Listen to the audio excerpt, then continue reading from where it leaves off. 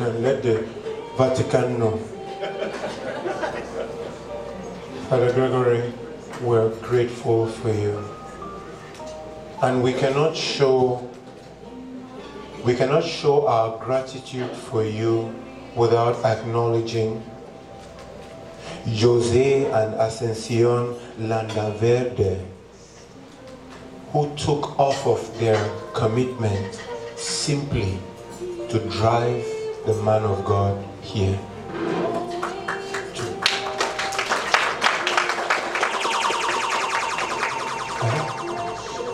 Yes. Father, I'll give you this microphone back, but after to say a word. I've seen how you can take us and go. So I have to be careful, Father. But we thank you for that grace and that service. And if you have any daughters, this is the man to raise that daughter. You have heard the testimony. That's it. We have to open a school in Frisco and bring all our daughters to the school so that you can raise them. Because the things that you have written about your daughter, what we cannot forget is that she was raised. She was raised to carry the graces that she carried. And Daddy, I think of some of my sisters, and when I think of them, we cannot write that kind of story about them. When their name comes up, we just say, God bless her, and we leave it like that. But I can understand your pain. And if you are a sister to Mu, you have to be nervous, because I wonder what Daddy will write about you. That's going to be a very nervous.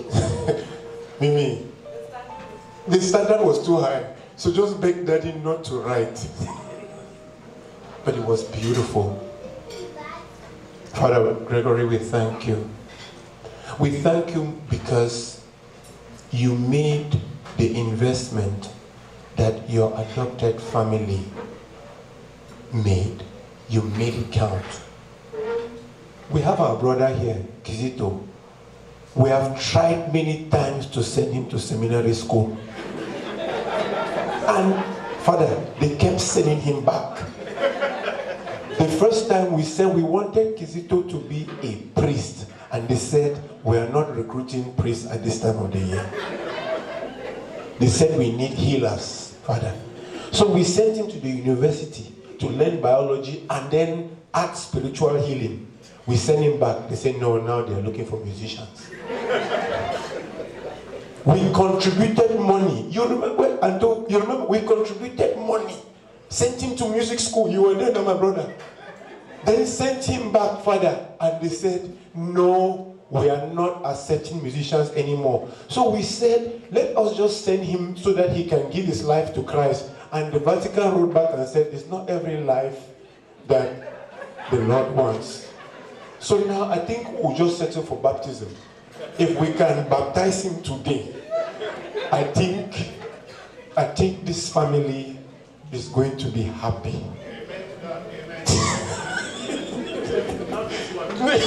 Not this one. So ladies and gentlemen, now let's get an official welcome from a son of the soil, a son of a great father, and the only brother to our sister, Mr. Lionel.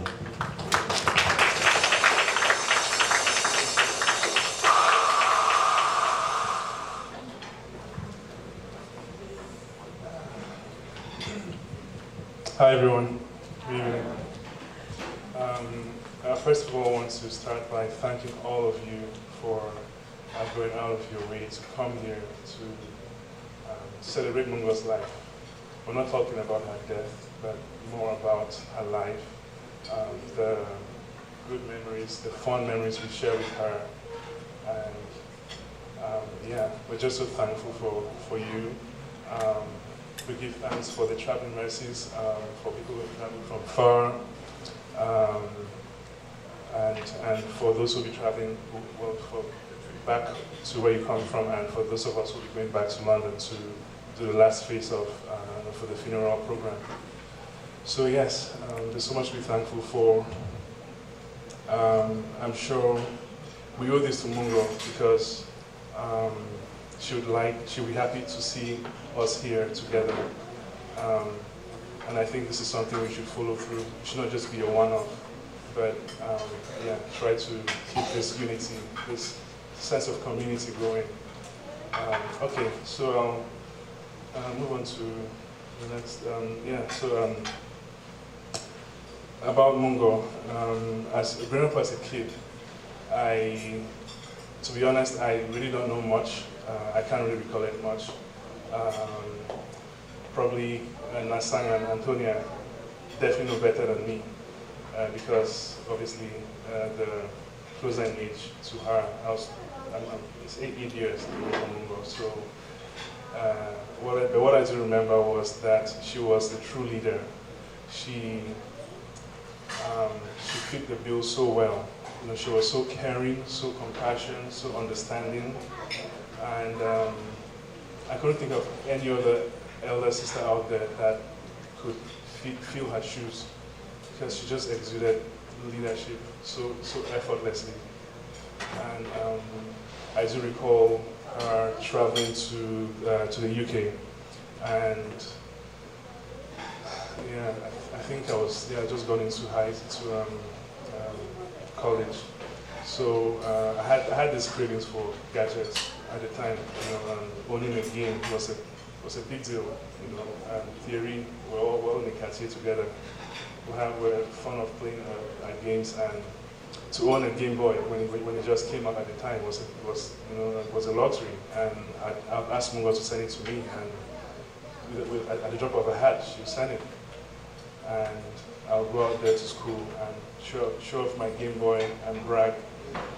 Yeah, and yeah, she made this possible for me because she cared for us. She was just very generous. She was giving. I remember her spoiling my dad. We had this very old music player which was almost on his last legs, and then she sent top of the range musical system. I can't forget. I think to date it's still in the house, in the old house. It stood the test of time, and that's just to show you that Mungo went out of her way. She worked her socks to provide for us. She improved her quality of life. You know, took it up a notch by a lot, not just a notch. And yeah, that's Mungo for you.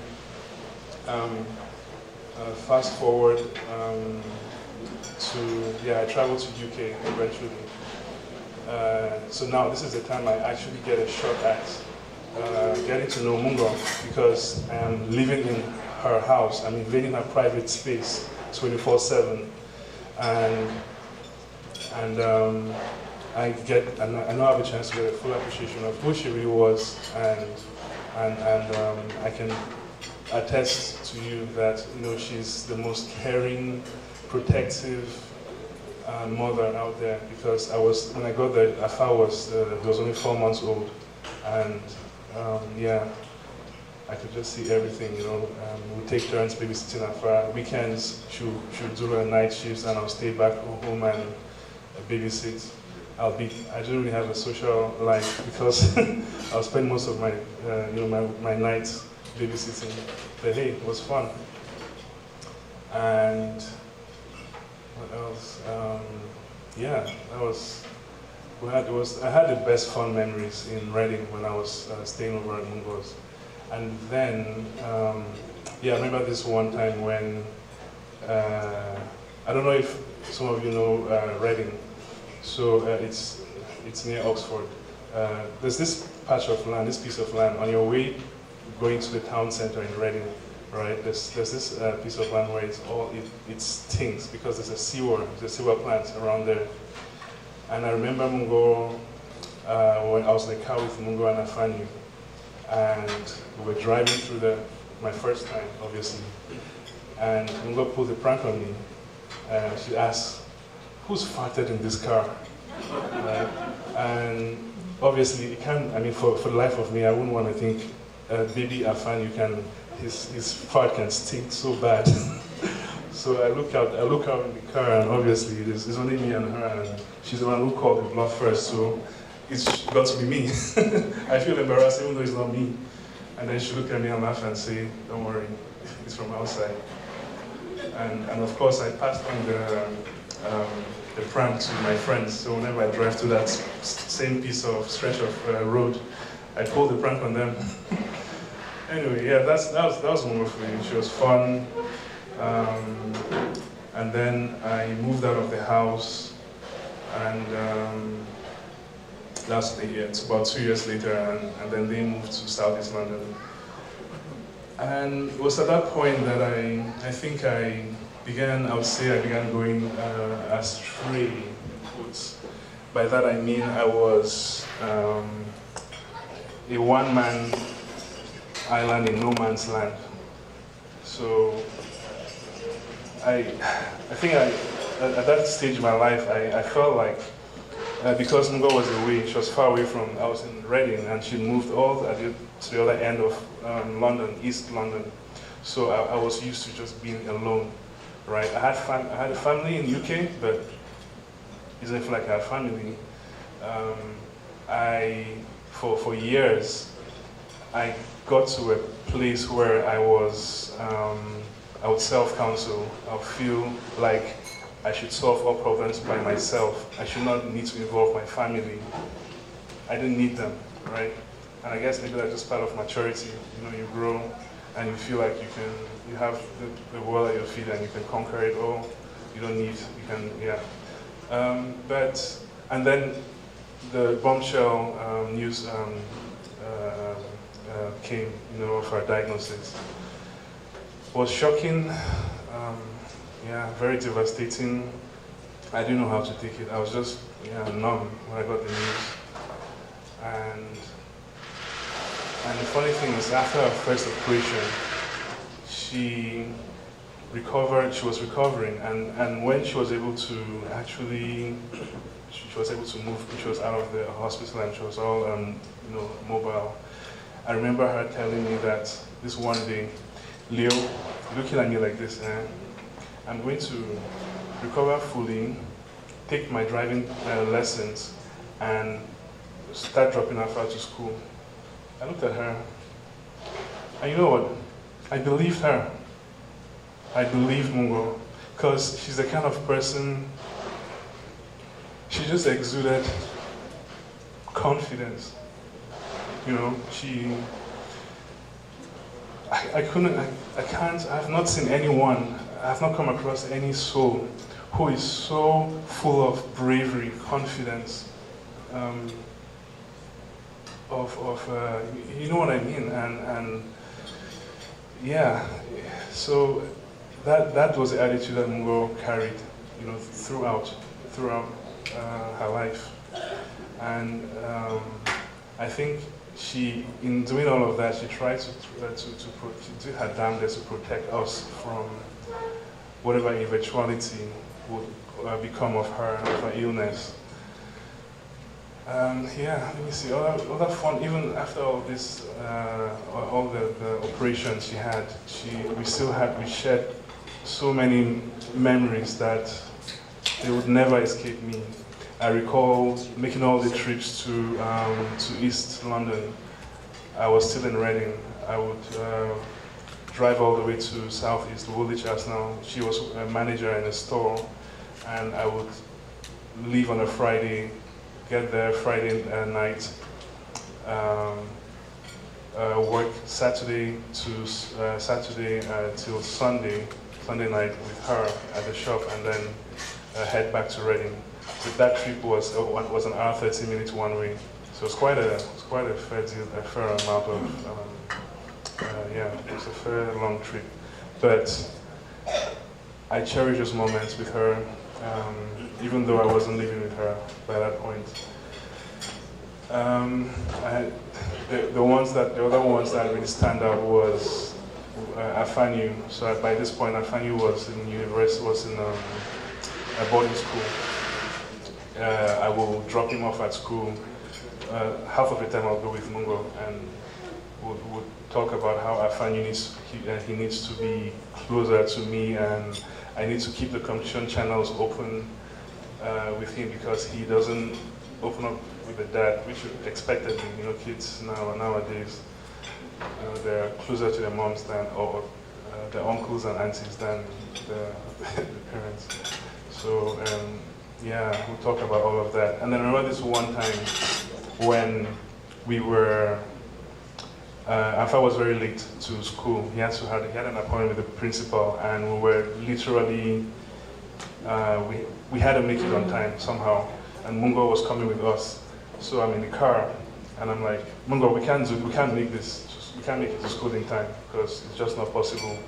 But she's like, no, look, if I was the one driving this car, we would be there already. And I knew she was right because she was a fast driver. She liked speed. That was a tomboy in Mungo. But obviously she couldn't drive, so I had to drive. And I remember driving on the motorway that time. So in UK, I don't know what it's like here with your motorways, but we have what we call smart motorways, wherein you know how you speed and then you see a camera and you slow down, right? So you don't get flashed. But in the smart motorway, you have to maintain a certain speed because it calculates your average speed from one point to another point. So you can't cheat. So I was struggling to get to this appointment on time. At the same time, Mungo was putting pressure on me. So eventually I floored it, I got flashed, and she's like, you've been flashed already, so you might as well just decrease the speed. And I'm like, are you for real? Anyway, the takeaway from this is, it just showed me how, when it came to her kids, her family, they were number one. Just like any of us here, will give our family, they are number one. She was loyal, she was protective, she shielded them from all the curveballs that were thrown at them, and I totally respect her for that. Anyway, I won't go much further. I mean, I tell you all these memories because these are the only things I can latch on to help me somewhat come to terms with what has happened to her, because we'll never get her back. And the chilling truth is that one day all of us will pass on. So I asked myself, like, how did she approach this? How did she manage to be going through the painful journey she was going through, yet be able to still exude generosity, be nice to you, not pass on the pain or when you're on Mungo, she will tell you, do not sympathize with my pain or my suffering. If you're coming here to cry for me or whatever, please, you can stand outside, straight up, right? That was mind-boggling. So I tried to unpack her thought process, and then it becomes evident to me. Two things. Well, obviously, there's a multitude of things here at play, but two things that stood out for me. First, the fact that she valued her family. She acknowledged that she needed a support system because she can't do it alone. She knew that no matter how tough or strong she was, she still leaned on her family. She leaned on me. She would ask me for help when she needed it, and I'm happy that I obliged when I was given the opportunity. So that there's that one, and then the second one, which stood out for me, her faith in God. She had such a strong, staunch faith in God that I mean, I can only begin to imagine where I'm going to start before I even get to her sort of level, because, yeah, it made sense how she was able to be numb, to shield herself from all this pain and from her illness or from her environment. And I think that sort of gave me some peace, some sort of closure to say, to help me, walk this journey and come to terms with what's happened. Anyway, like I said, I'm a work in progress. If there's anything she's taught me, I hope this also helps you. You know, I know not all of us here maybe, some of us may be atheists, but what I'll tell you is, please, even if you don't believe in a higher force or God or whatever, at least have somebody, whether it's a confidant or a friend, or even if you don't have a family, but at least have somebody that you can lean on, that you can draw on, you can tap into when you're in need of help. Because believe you me, you can't do it alone. You cannot survive this life alone. That I know for sure. So I'm going to leave it there. Mungo, you've lived your life, and along the way you've incredibly touched so many people I have witnessed, some of you attest to, and I can only begin to emulate you.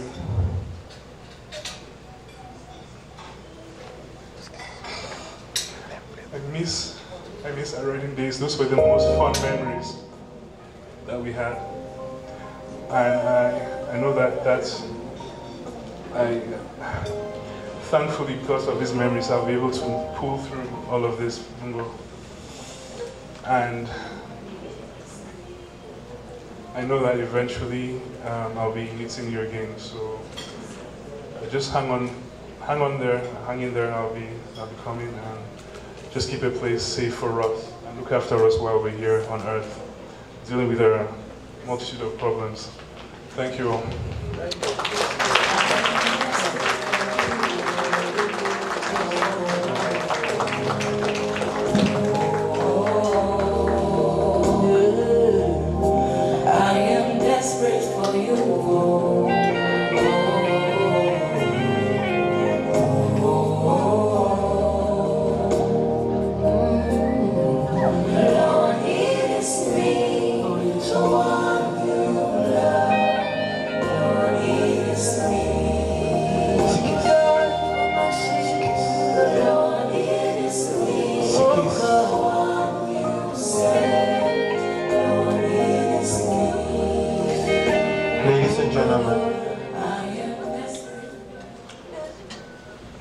For Lionel to stand here and say he's a work in progress. Many of us men in here just probably need to go back and be born again. Because I went to school with this fella, and go look up the word gentleman and you'll see his picture. Go look it up. And as he stood here speaking, my stomach was turning. 6'2", nothing but chocolate, butter, caramel. With that pure accent, the motorway, flash, we caught. And what's annoying is, he's not making it up. He has always been just that generously smooth, simple, sophisticated in his ways. In fact, Daddy, when you write about your daughter, so much of her is in him. Ladies and gentlemen, please put your hands together one time for a fine gentleman. So, the way you people jumped on these snacks, we were supposed to pray. We will still pray. If you wanted the food to digest well and you started eating on your own. But for those that waited, Father, please bless the food with whatever blessing is left. We need a succinct blessing. Then we'll eat and then we'll continue the program. I know you prayed already individually, but let's say the prayer together. Lord, we praise and thank you for bringing us here together. We have asked you, Lord, that you may continue to bless us. As a meal is a sign of love of you and love of one another. Lord, continue to be with us. Bind us in love of you and in love of one another. Together can we see the grace before you. Bless us, O Lord, and bless these our gifts, which we are about to receive from their goodness, through Christ our Lord. Amen. In the name of the Father, and of the Son, and of the Holy Spirit. Amen. Okay, so now we eat. Ladies and gentlemen, I think the food protocol is going to be simple. Just so that you don't have to be standing for extended periods of time, we will go table by table. Ladies and gentlemen, please note that the family has not given me instructions on a particular order. So outside of this table where I identify mommy and daddy, I'll be randomly picking according to how I saw you arriving early. And if you feel that because you are so close to the family that you should have been picked earlier, forgive me. When you're going to eat, ladies and gentlemen, don't be like me. Do not take this with you. I've done it before, so I have no shame in my game. In fact, after I took this to go and eat, I started just wearing slippers, because you cannot have any swag when you confuse this for a plate. The plates are back there. As you take your plate and you start going through the food, ladies and gentlemen, please don't ask questions as to what has been cooked. Get your food graciously and come and sit down. Enjoy quiet company, some music, and we'll be back with the program. Ladies and gentlemen, when you fill your plate with the cry die, no chop like say you glad say we sister don't die. Be gentle with the portions. We'll be here till midnight, so we have to eat at least 2 times. So when you go the first time, don't make it obvious that we must finish the food today. So while the music is playing, I'll call on Mama and Daddy's table to please go and get some food. Please go and get some food. This is my family's event, so I ate today. And that food is so good that I'm trying to respect myself, but I'll have to do it to complete. So although if there's a tray somewhere, I married a wife from East Texas. She doesn't cook exactly like this. But I must keep my marriage together the same way I have watched my father here keep his marriage together by any means possible. Right now, ladies and gentlemen, we're calling for your attention because we're going to have a series of short words. A series of short words. And if there were a time during this program where silence was a virtue, that time is now. Ladies and gentlemen, the excitement of food is dangerous because after you eat, you want to relax. But we will resist the temptation to let our program get away from us.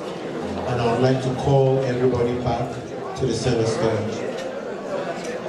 If you're having conversations that you need to round up, please take the next 30 seconds and round them up. And then we can give the room back to the family. I'd like everybody to understand that the family is taking video. And this video is going to be sent to many people across the world.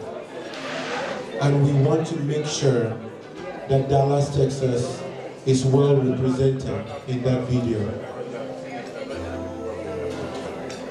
We are extremely grateful for how silent you guys have been from the beginning of this program. We are extremely grateful for the attention that you have paid. But I'm asking that we carry that momentum, take our seats, and give the room sobering silence. I'm asking, ladies and gentlemen, that we take our seats and give the room sobering silence. The worst thing you can do to a family is to go to their house, eat their food, drink their drink, and then talk over them. It's not good manners. But the good news is the people who do that were not invited here today. The ones that are here, we handpicked. That's why we don't have 300 people. Ladies and gentlemen, please note, this family knows 300 people. But they handpicked you. They handpicked you. And so I'm going to call my mother, my auntie, Dr. Marie Mungo, and she's going to read Mo's Bible. Please listen, because there's some of you here who don't really know her like that. You are just here because you got it right. Listen to this eulogy from Dr. Marie Mungo.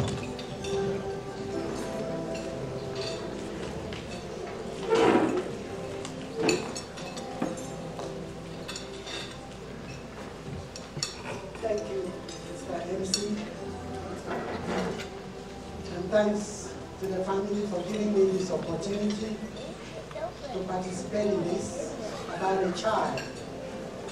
I call her a child. That is also mine. Remembering Renee Mungo before. Renee Mungo before, fondly known as Mu, was born Renee Mungo on the 19th of October, 1975, and I at 11 a.m. because I was there. To Dr. Anthony Bouen D and Mrs. Patience Bumanti. She was named Mungo in honor of her paternal great-grandmother. Mu attended several primary schools in Wum, Nkambe, Bengui, Bamenda, and Limbe.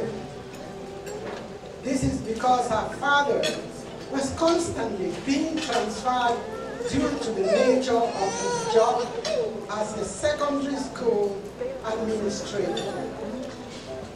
Despite all this movement, Mu passed the government common entrance and first school living certificate with flying colors and was admitted to Our Lady of Lourdes Secondary School for Girls in Manco, Bamenda, which she attended from September 1987 to 92.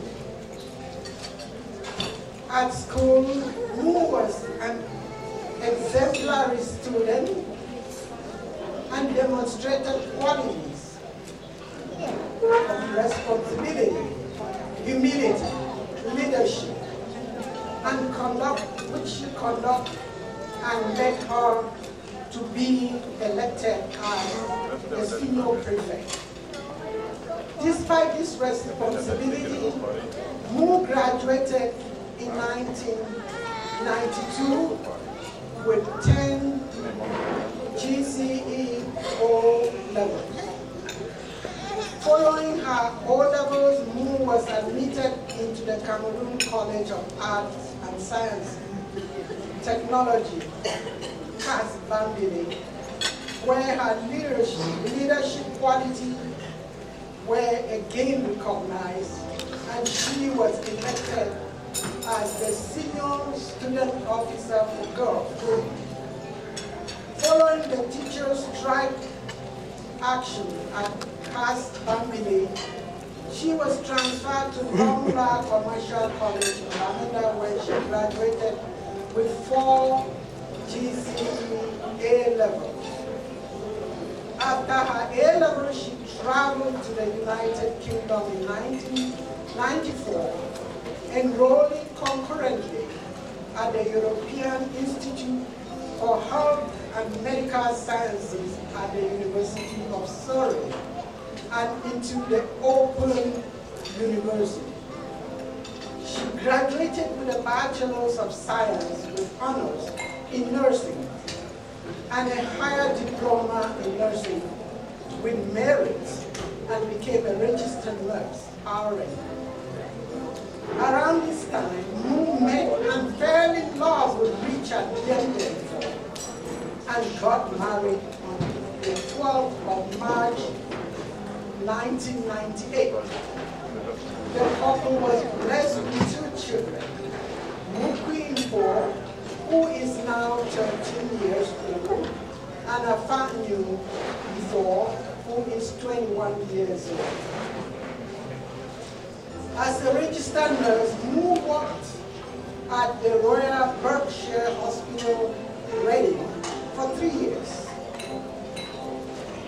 In true entrepreneurial spirit, she acquired and built up an Afro-Caribbean hair and cosmetic shop in Woolwich, South East London. In 2003, a few years after her son, Afanyu, was born, Mu was diagnosed with brain tumor, and so began a journey of pain, perseverance, and strength. This is because these tumors were hemangiomas, which meant that they were recurrent and could grow intermittently over the next 20 years. So for the next 20 years, Mu underwent 7 craniotomies, or open head surgeries, and 5 silent live surgeries, always showing stoicism, courage, resolution, resilience, and faith after each operation. Mu was strong while suffering from agonizing headaches. She never complained, but continued being a loving wife, mother, friend, touching countless people. She worked till she could work no more.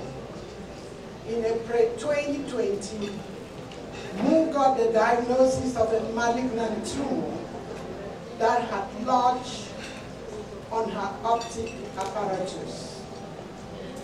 That April, she underwent her final craniotomy. Her health gradually declined after this last surgery, and eventually led her to transition into eternity on the 29th of March 2023. Mu leaves behind her husband Richard, 2 children, Mukwi and Afanyu, her parents, a brother, 3 sisters, countless friends and relatives. To know Mu was to love Mu. Thank you very much.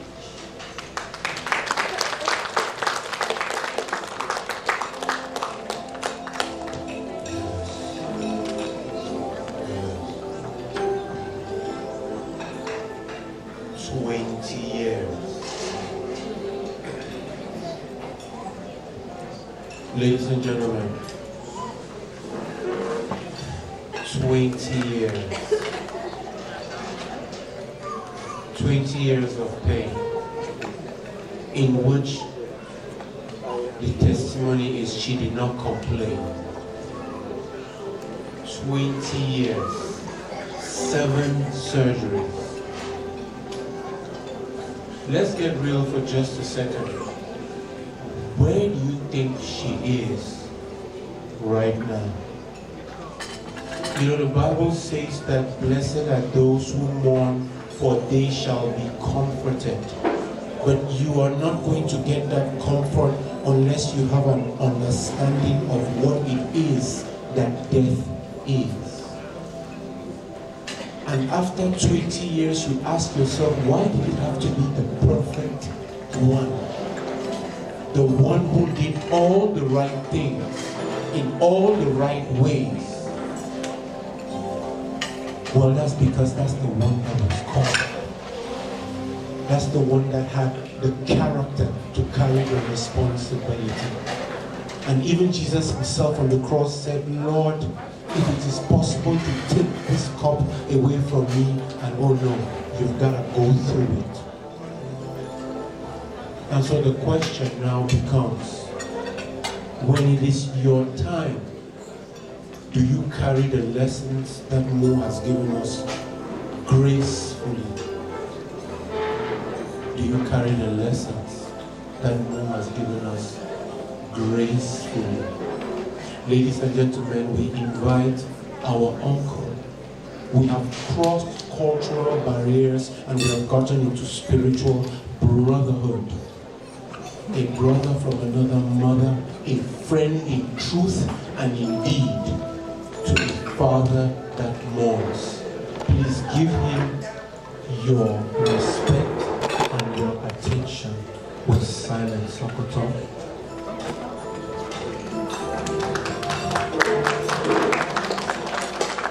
Thank you, Mr. Anderson. Thank you.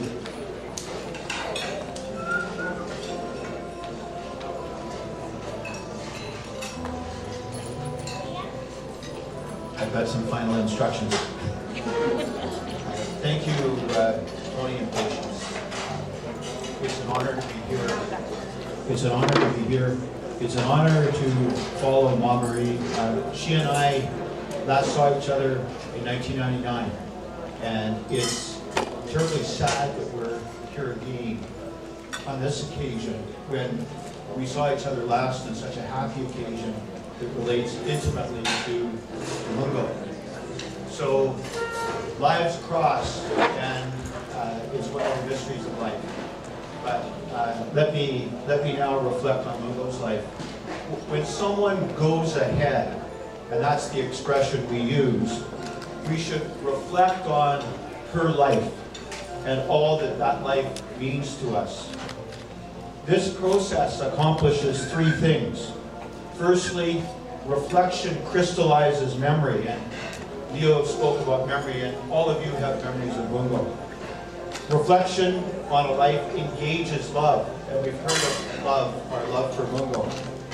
And reflection reminds us, and this is where I want to end tonight, with the acting on love.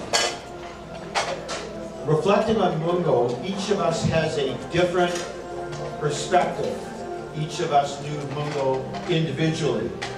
And so we will recall different phases of her life. Some of the things I've heard tonight were for the first time. Other things I've been involved with intimately. But we all know some unique moments with our beloved Mungo. I hope reflecting together will crystallize a collective memory and engage a collective love and remind us to express love for Mungo. I remember my strongest memories of Mungo are of her childhood phase. She was an inquisitive 3-year-old in Bamboo. She was a dancing 5-year-old in Bamenda, a playful 7-year-old in Wum, and a studious 9-year-old in Kambing, as I followed her life through those places. Those were the greatest days in Cameroon. Happy, wonderful days. The Mungo I know from that era was always active, inquisitive, and overwhelmingly good. Another term that comes up again and again when people speak about Mungo. Some of you will remember different phases of her life, or remember Mungo's life from a different perspective. Happy times with Mungo as a friend, as a daughter of friends, as a sister, as a brother. Others will remember Mungo as a friendly neighbor or a classmate. However we knew Mungo and whatever experiences we had, all of us understand the hard times since her diagnosis and surgeries, fighting to survive and doing so courageously. Antonia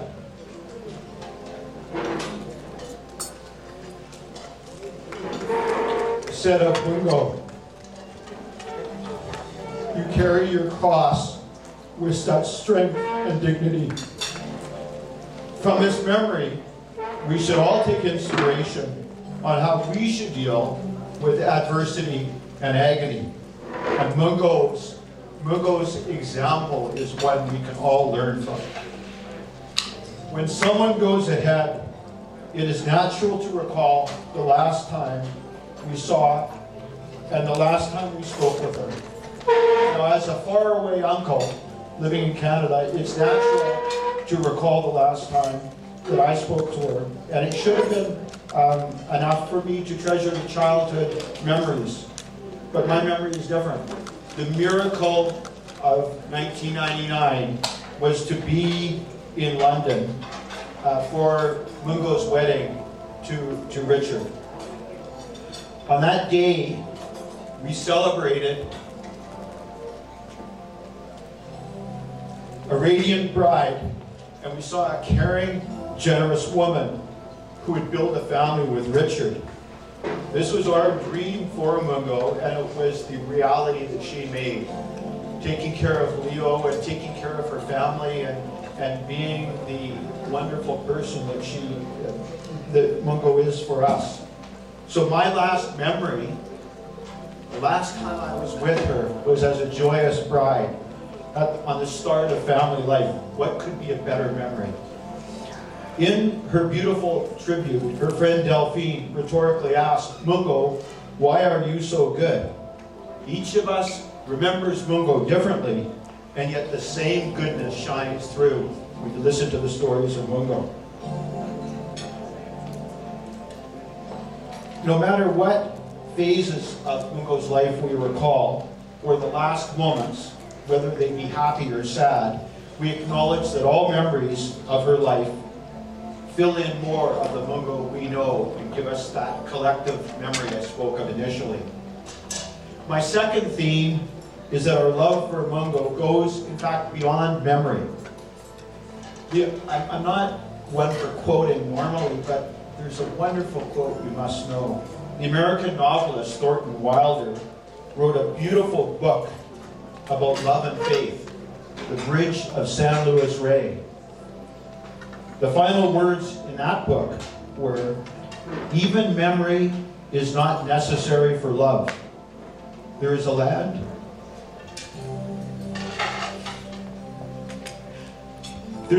of the living and a land of the dead. And a bridge, the bridge is love. The only survival, the only meaning." I'm not sure we should differentiate between the land of the living and the land of those who go ahead, because from my perspective, we're together. But I am certain that Wilder is correct, that the bridge is love. Each of us may remember our beloved Mungo differently. Each of us have a unique memory of her, but all of us are united in our love for Mungo. That brings me to my last theme of expressing love. Leo said this act of remembering Mungo tonight is not a one-off. I agree with him wholeheartedly. The last theme is that genuine reflection engages us to act on love. So treasure memories, and we see the pictures behind, treasure memories of our beloved Mungo. But also say her name. Say her name. Say Mungo. Mungo. Take a moment to find a photo. Find a photo in your album. Find a photo, post a photo at home. Imagine her presence and act as she would expect us to do. Follow her example of strength, her example of family love. By expressing our love for her, we go beyond memory to keep Mungo in our hearts. Mungo's in our hearts. Thank you.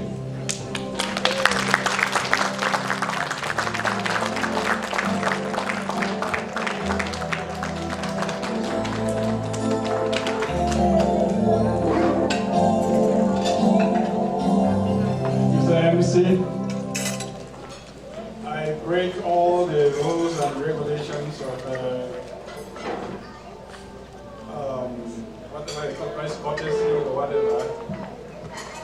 talking before I'm supposed to talk.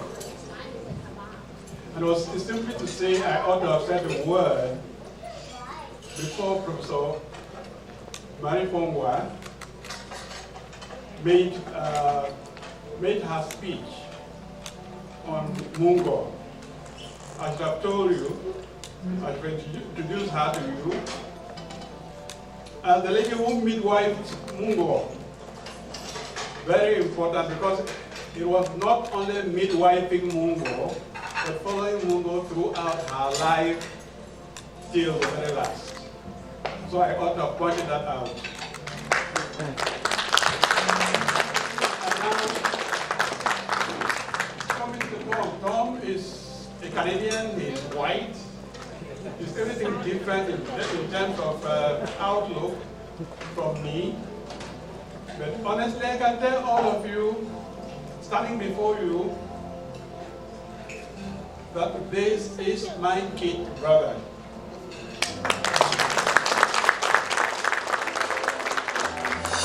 Many of the pictures you have seen here have been taken by him, beginning from when Mungo was born. He only missed the last bits. And how did it come to pass? How did it happen? Tom and myself met while studying in London at the School of Oriental and African Studies, London. And from then in 1977,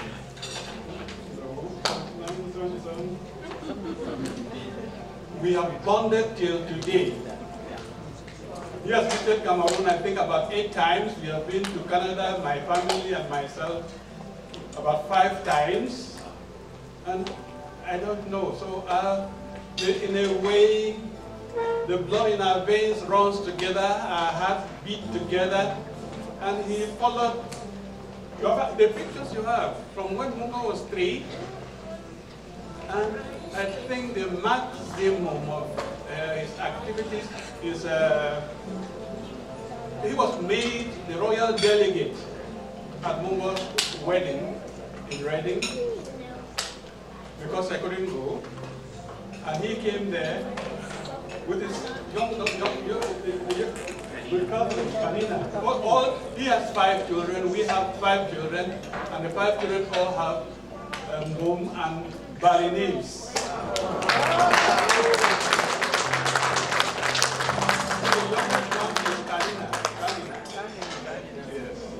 So that's what Tom is to me, a brother in every sense you can think of it.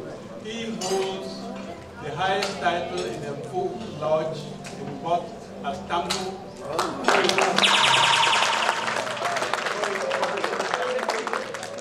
QC, everything put together. I ought to have said this before, because with my MC, all my apologies, I keep breaking it. I don't think I will say anything after this.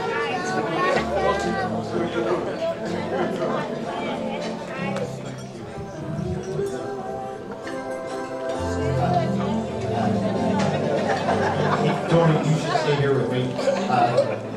Patience has made a special request, and so I hope you can join me in singing Banageti Bayawe. Banageti Bayawe, Banageti Bayawe, Banageti Bayawe. Amen. Hallelujah.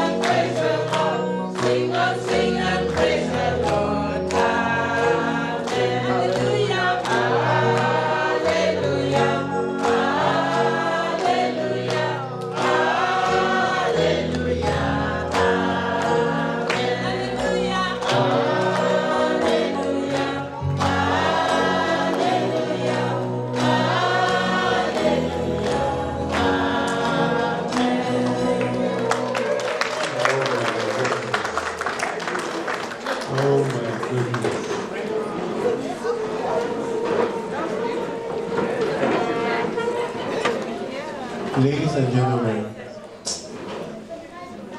the thing with our generation is because the thing with our generation is we have become so busy and too intelligent for our own good. And if we humble ourselves and get back to the days where the young will learn from the old, the lessons that have been provided to you are too profound. And if you missed it, then you have wasted your trip here. Because the grace of friendship to where the comforter became the comforted. A deepness which can only be comprehended when you transcend human conversations and get into spiritual things. The comforter became the comforted. Blessed are you if when it is your time to cry, you get kojo person with hold your hand. The matter jump inside belly so that you put your door down and make her hold you because this matter touch you. Ladies and gentlemen, like it or not, blood or not, that is the most piercing testimony you have received tonight, starting with a friendship that transcends the ocean. Thank you for that gift, Daddy. Thank you for that gift, Uncle Tom. We move on. And Daddy, that interception was perfect, but that does not hijack your moment. Your moment is your moment. You've got to bear with us because now we'll die and we'll have to let it out today. Tomorrow we carry on in the memory, but today we mourn. So bear with us when somebody is speaking their heart out and we are shifting the program left and right. It is the mourning process and it is healthy indeed. Amen? Amen. Okay, we'll move on. Now that we are getting into bringing some friends, my brother, okay.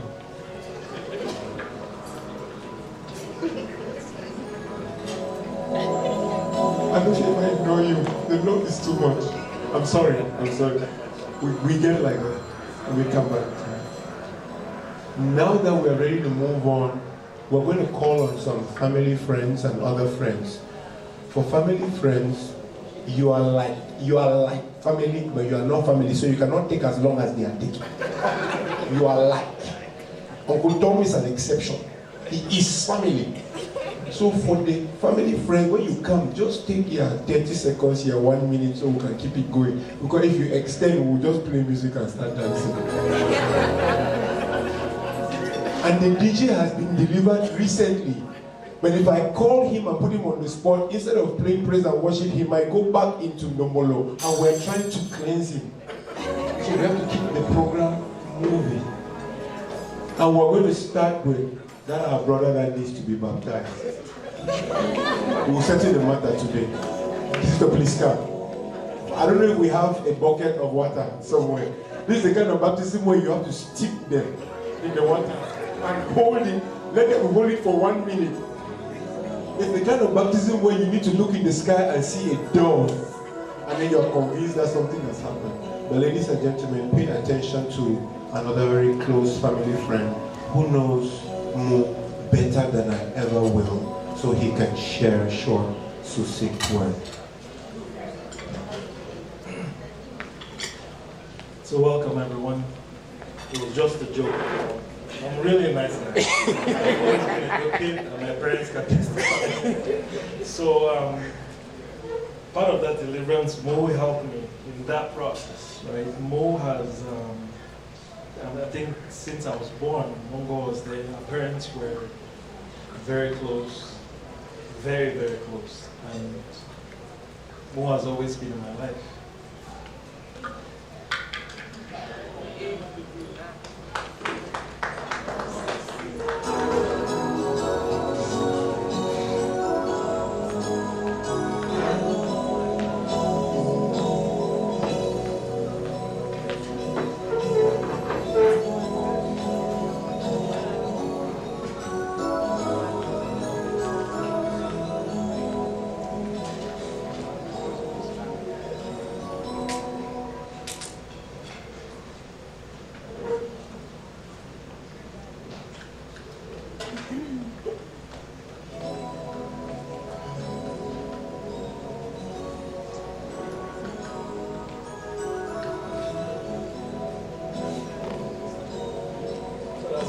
down, we always bounce back.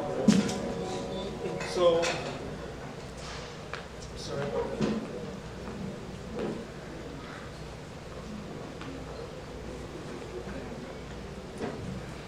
One national team. It just shows Mungo was,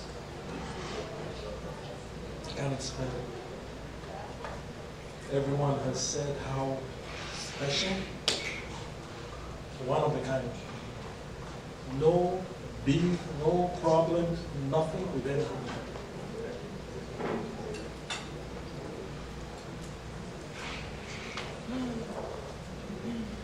When I was in Germany, I'd always go visit, go to wedding. Always welcoming. She didn't ask, when did you come? Why are you coming to my house at 2 a.m.? She just, you're coming from another country. How come you're getting a cab to my house at 2 a.m.? Mungo just, she's glad her brother is here. She never judged me. And she taught me how to forgive.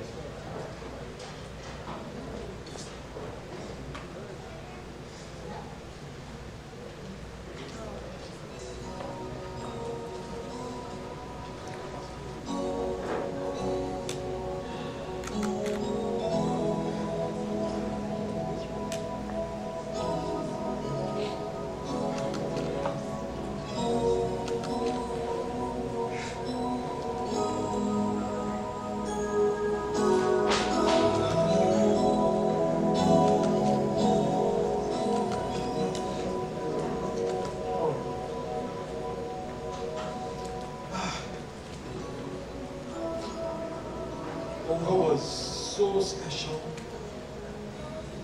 to everyone. She watched me grow. Watched her grow as a woman, a family person, raise her kids, a business person, very intelligent in school. Growing up with Mungo was like, you had to be like Mungo, you had to get Mungo's grades.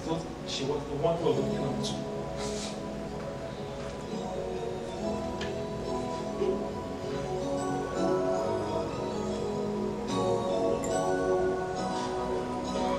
But I know she's in a better place. This year, emotions are good. Last time I saw her in October, it's just, I couldn't cry when I saw her. But I know she's pissed. I don't know, she wishes all of us love and just peace.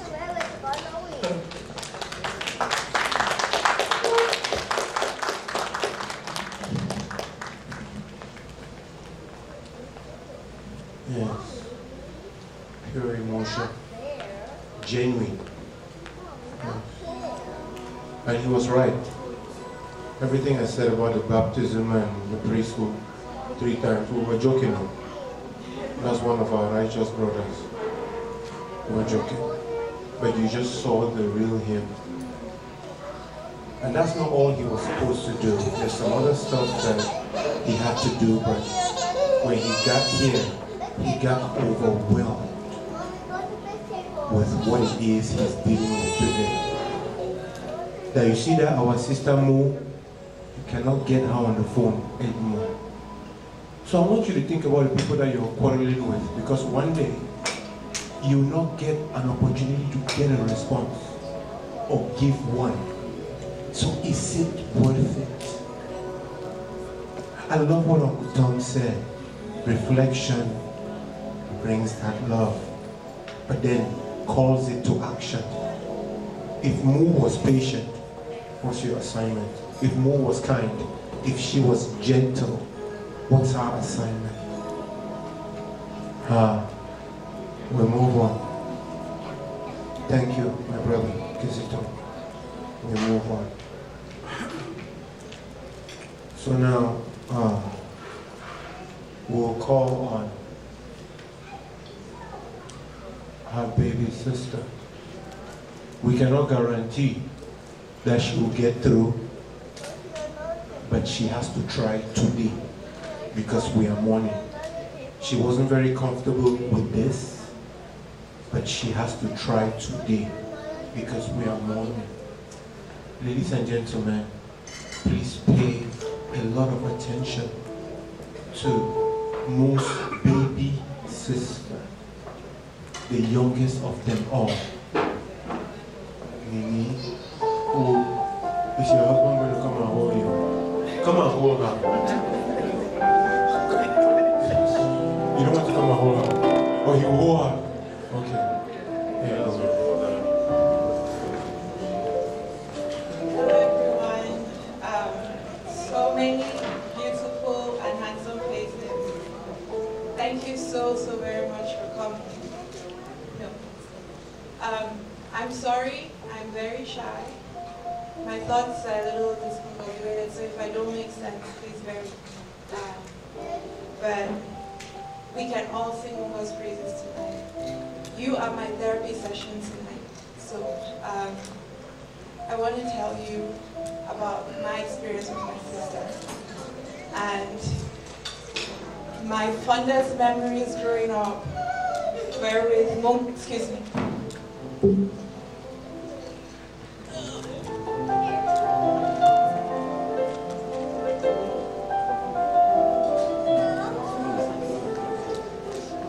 Thank you, Leila. My fondest memories growing up were with Mungo. Mungo was like a second mom to me. My darling mom here was always busy trying to give us the best life possible. So if we had people at the house yelling at us or threatening us, I remember hiding behind the chair with Lionel. And Mungo would stand in front of them and say, "What do you want? Leave them alone." And she's my mom, she's my friend, she's my confidant. Mungo left Cameroon when I was shy of 9. And I remember Daddy telling me that we die in order of our ages, so I'll be the last to die. Daddy, you lied.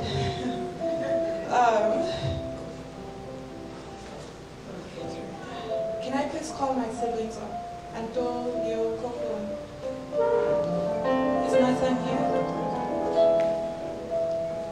So we were born in order of beauty and handsomeness. Mungo took the highest mark, of course. And I just want to say what Mungo has taught me in my older years, growing to develop an even more mature relationship with her. Through all she has been through, her bravery, her beauty, her soft, sweet nature, the one thing she's taught me is forgiveness. And that has brought me closer to my family. It's brought me closer to God. Babe, I have to apologize because she gave me tips for marriage, but I don't meet half of her expectations. Thank you for still loving me, though. But she's taught me forgiveness, and I think, if I may speak for my siblings and my parents, that Mungo has taught us how to love. Despite crosses, despite the trials and tribulations of life, she has taught us how to love. And I want to impart that from you. Please, please, lead with love in everything you do. Because what matters in life, really what matters in life, is love. So thank you very much. Thank you all for coming to celebrate my sister. She's one of a kind. If you have a beverage or a liquor or something of courage, hold it up because I want to raise the toast, please. I would love for us to toast first to God. Cheers, God. Thank you for giving us a constant miracle in our lives. And cheers, Mo. Your gorgeous self. I'm scared to see you when we come to the UK, but The love is so strong, and I feel your spirit. I love you, we love you. And we know you're here, so we don't miss you, but we can't wait to be with you. Love you. Bye, sis.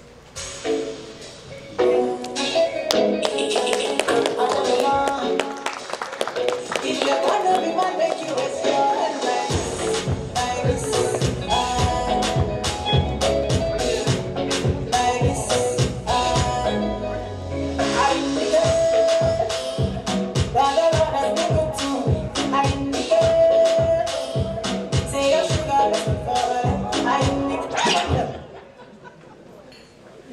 Ladies and gentlemen, we'll let you dance later. We're just trying to see if he's ready. That was an amazing toast from a sister. But Pegebe, next time you allow Madame to come here, please let her wear flats. Because I'm too old to be looking up to a young one. Please. Ladies and gentlemen, the words of a younger sister. You have heard from Leo, you have heard from Mimi. We're going to get to Coco, and sometime in the evening we will find Antonia. Well, for right now, we just want to call all of her classmates, given we're in a toasting groove. Let those classmates come out. Ladies and gentlemen, hold on. If you repeated the class in order for her to catch up with you, the amount of sense in this family, well, if you repeated one time, okay, but if you repeated twice, it's just a girl. She's not a classmate. But for all the rest, classmates, please come. Play that music, play they come. Play that music. Yes, classmates, come on. Classmates. Yes. Abba. Yes, sir. They call this class the Princesses Lord's class of 87 to 92. Nubian queens and everything. Yeah. Yes, sir. Abba.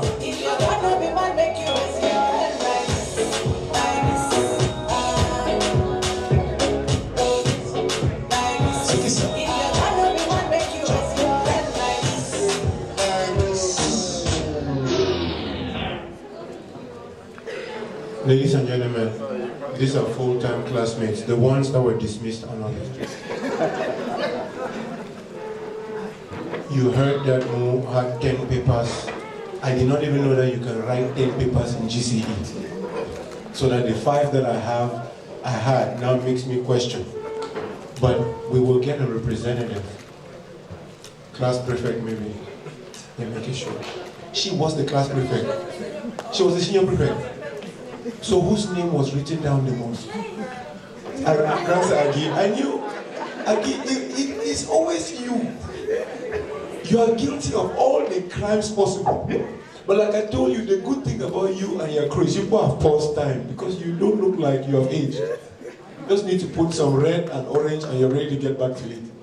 Yeah. Okay. So we're going to do short words for her. Okay.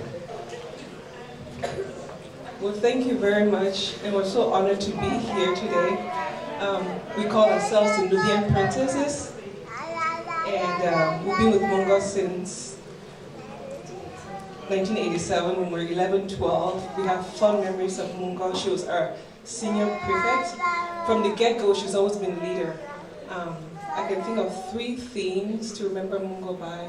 First is the leadership. When we're at the table, I asked, does anyone remember anything funny about Mungo? And I think it's Abby who said that, the one funny thing about Mungo is the fact that she was perfect. She was good at everything, from athletics to academics to, when she became our senior prefect, it was just clear she had to be there. So remember her as a leader. Remember her for all the love that she had and for the light that she was, and she still is. And she's gone before us, but we'll never forget her because she is indeed our light. We'll continue to remember her in that fashion. We'll look at Mungo here today. This is still the sweet, beautiful, caring, charismatic person that will always remember our light, our love. Thank you, Mungo. And we invite all the other lessons here to come up. Do you want to? Because I came up with a great idea of us singing our anthem. So please join us up here. As we honor Mungo, she's a leader to us all.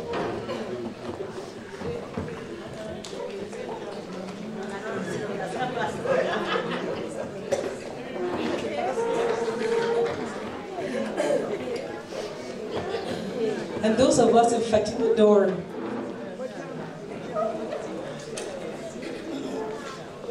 who had the pleasure of actually being in the same dormitory with Mungo, will start. Who has the best voice?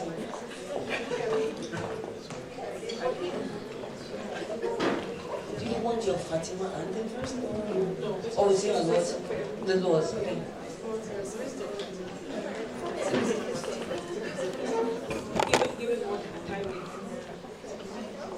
All right, let's go. 1, 2, 3. Come, children of the Rosary, a sacred name you are bearing. You must feed on its way as best you may. This message meant for sharing. 'Tis the Master's story you are telling.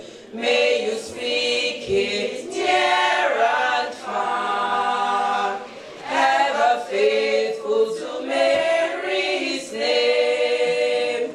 With Christ you will see her reign. Then sing voice to, then sing through life a song of thanksgiving. A song of thanksgiving. We made that note. Thank you.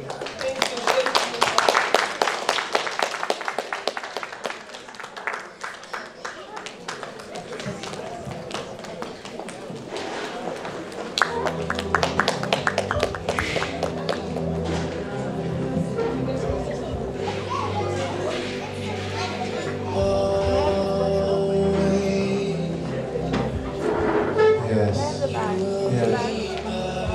Ladies and gentlemen, it is true that we are taught that beauty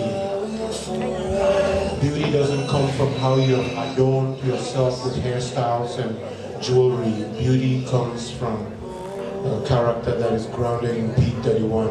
But for those of you that are married, please understand that the looks don't matter. And these lessons are not exactly shabby. So please clap for them. Something is working in their life. We're not saying that it's all about the external, or we're just saying that external counts a little bit in the story of commitment. Yes, yeah. You see, even daddy's wife here, if you're not careful, she is standing strong, competitively, arguably fresh. She eats only vegetable. Doesn't eat after 6 p.m. Yes. Thank you. Thank you. Ladies and gentlemen, we move on.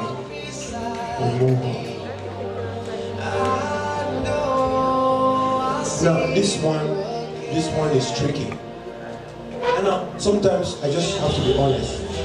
Anita, I'll call you up because your name is on my list. Please bring it down. Your name is on my list, but I don't know exactly how you fit into this program, so I cannot make it up. I'll let you tell us yourself, but I do know that we were neighbors in upstation. That I know. And we'll keep it sweet. But ladies and gentlemen, please pay attention to Anita because she matters.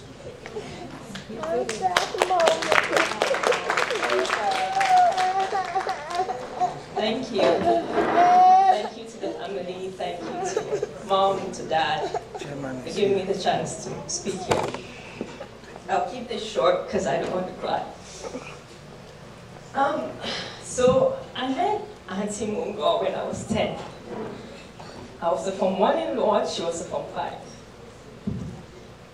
You know, Form 5s are like gods to Form 1s. And not only was she a Form 5, she was a senior prefect. And she was gorgeous. And she was perfect. And I just worshipped the ground she walked on. Luckily for me, after Lord's, about 7 years after, I started hearing rumors that she was supposed to get married to my uncle. And I was ecstatic. Because not only was Sister Mungo, you know, stay Sister Mungo, now she'll be upgraded to Auntie Mungo. So I was ecstatic. And so I got to know Auntie Mungo probably, I'm not as close family-wise as most of you here are, but I can say that the way she made me feel, it's probably the same way. There's so much depth to her that even for people like us, who are the niece to her husband, we feel the same love that her brother or her sister feels. And I'll be brief. But the last time I spent time with her, my family and I lived in Belgium. And I went to visit her, and I was with her for 3 days.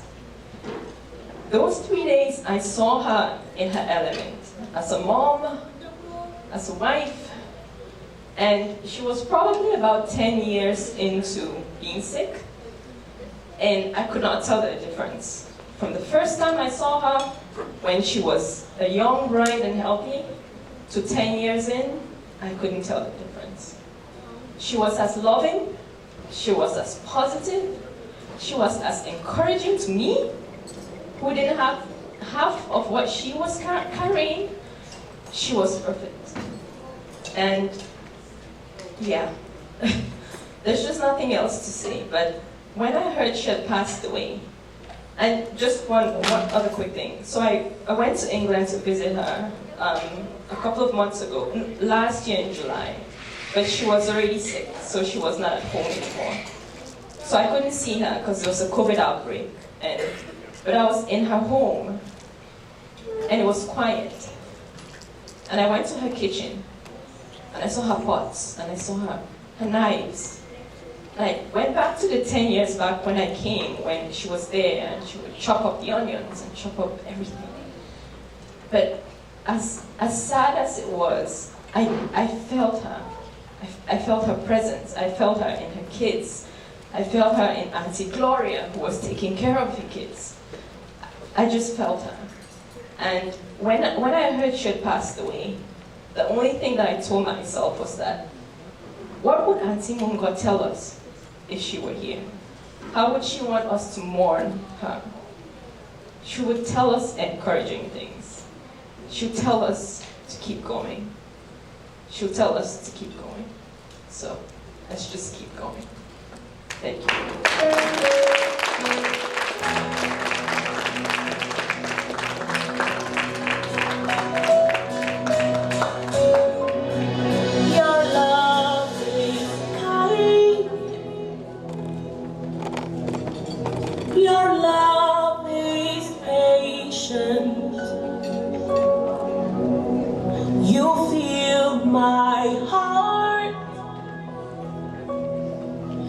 So much peace and joy. Ladies and gentlemen, you're amazing. So now You make my life feel brand new. we move forward to the final sibling. And every family member get family member with. They are a mix of pepper and salt. The one that is the protector. The one that when it is time to wage war, a righteous war, they stand strong. I'm not saying this because I know her I can just see it in her eyes. Gentle warrior. Ladies and gentlemen, we're going to hear from Coco, who came all the way from Cameroon to be here. It's the last sibling that we hear from. And up to this moment, you guys have been amazing. So let's give her that same amount of love. And let's welcome the last sister. The last sister.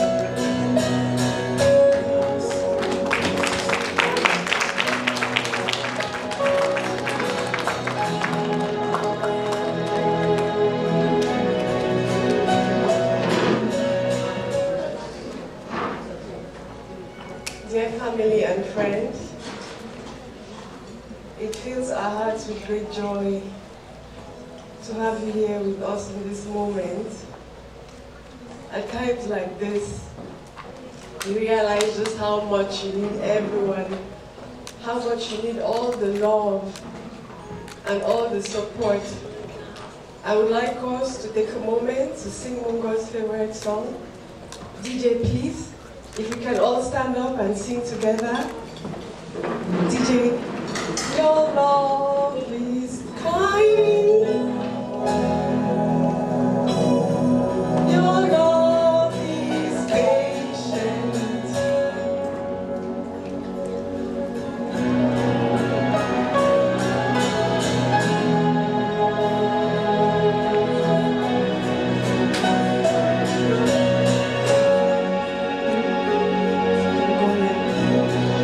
Your love is kind. Your love is patient. You fill my heart with so much peace and joy. You're amazing. You make my life feel brand new. You're amazing. You make my life feel brand new. Jesus, you love me too much, oh, too much,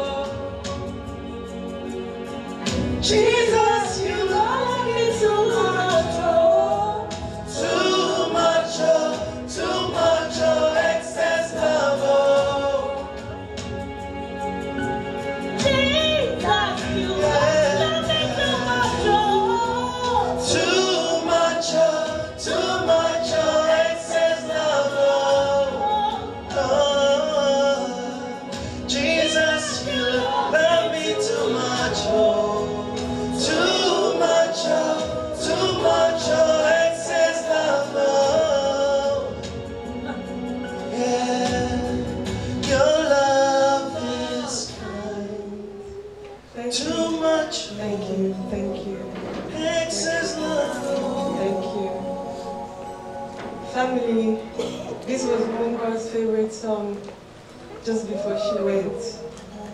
You know, we would play it for her every time. Please sit down, please sit. We would play this for her in the hospital where she was, all the time. And I remember one day when we went and we started playing the song, and she's like, join me and let's pray in the Spirit. She had so much faith. The faith was tenable. There was not a moment when Mungo felt like she wasn't going to beat this illness that she was going through. She was so strong. I have never witnessed this much strength in a person. You know, she fought hard. She fought to the very end. The doctors gave her 8 to 10 weeks. She lasted 10 months. This was the spirit Mungo had. Yesterday, I got here, I was sick. If you ask me how you were this morning, all I will tell you was yesterday I was sick the whole day. You know, and this was not my sister.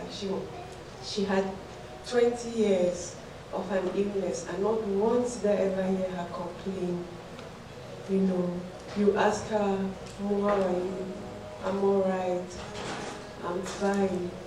Or she'll say, just leave it. You know, she never ever would be like, oh, this is my this is my dad, or I'm this, or I'm that, or feel sorry for me. But we all know that. I think at this point it's very clear the kind of person that Mungo was.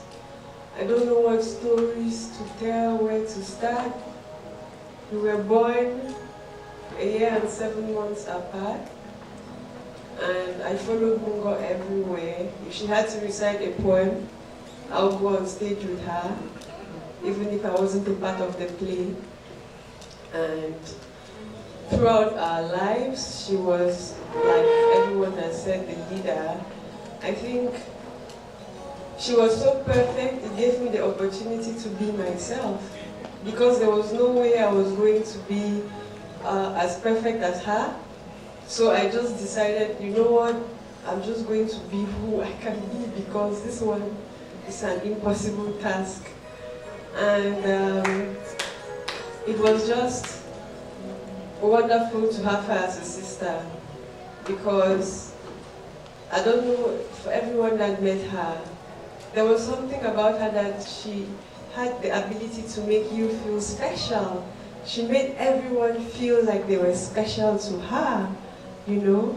And so she had all the friends, she had all the love, and I would just be basking in it behind her like, yeah, I'm the little sister, you know? I remember when I went to Lord's, I was telling Zippy, the sports mistress, she was like, hey, this is Mungo's sister, straight to the volleyball field. We're going to put her in the volleyball team, you don't even need to test her. They put me in there, I could not do one thing.